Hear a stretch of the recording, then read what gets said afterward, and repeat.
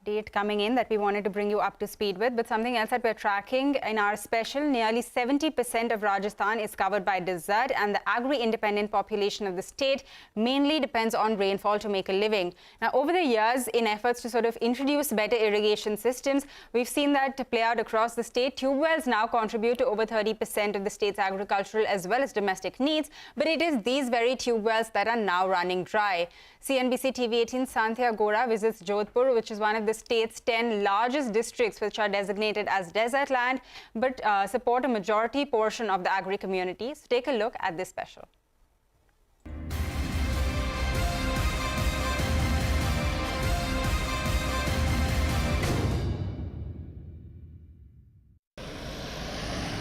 This is Rajasthan's Tivri-Mathania region. It lies around 35 kilometers from the city of Jodhpur and is predominantly desert land. But for over 2 decades since the mid-90s, the region did not have a problem with water scarcity, mainly because almost every farm in the region housed multiple tube wells which formed the bedrock of their irrigation system. In the last 10 years, however, the situation has changed drastically.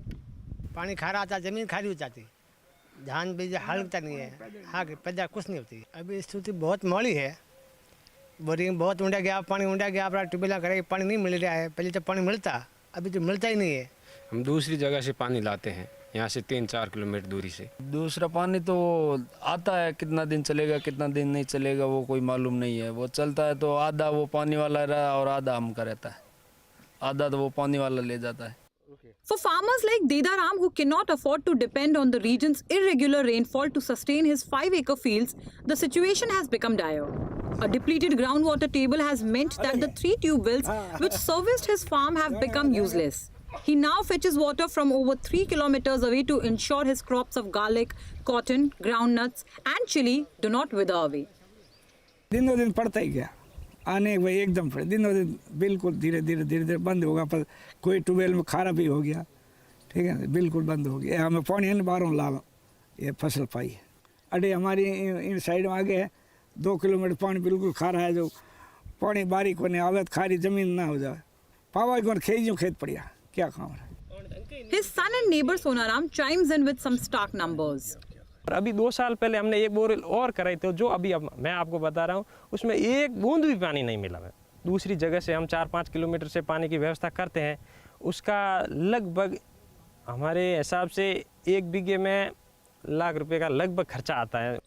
The state government is aware of the situation, but its efforts to provide aid have not been very successful, and this has the farming community frustrated. Rajasthan में underground water जहाँ भी पेयजल लायक था, खेती लायक था, वह सब dark zone की स्थिति में है, सब सूख चुका है।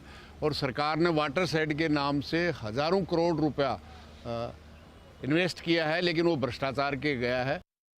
As of 2020, the Central Groundwater Board says that of the 295 blocks in the state, the underground water levels had been overexploited in 203 blocks, so nearly 69% of the state's blocks that cannot be used anymore. The water level in 23 other blocks had reached critical levels, shrunk to semi-critical levels in 29 blocks, and only 37 blocks have water levels above levels considered safe. 3 of these blocks have been categorized as containing saline water.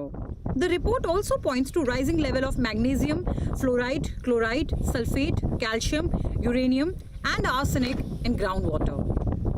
This year's heat wave made the situation worse. The summer was especially difficult for people of Nagaur, Bhopalgarh and Tivri-Mathania regions of Jodhpur block.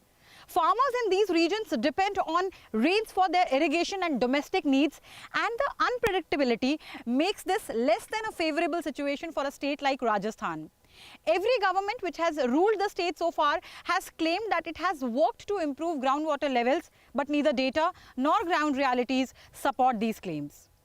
In Mathania, with camera person Milind Wagmare, this is Santia for CNBC-TV18. All right, a very interesting and important story there. With that, it's a wrap on Business Lunch.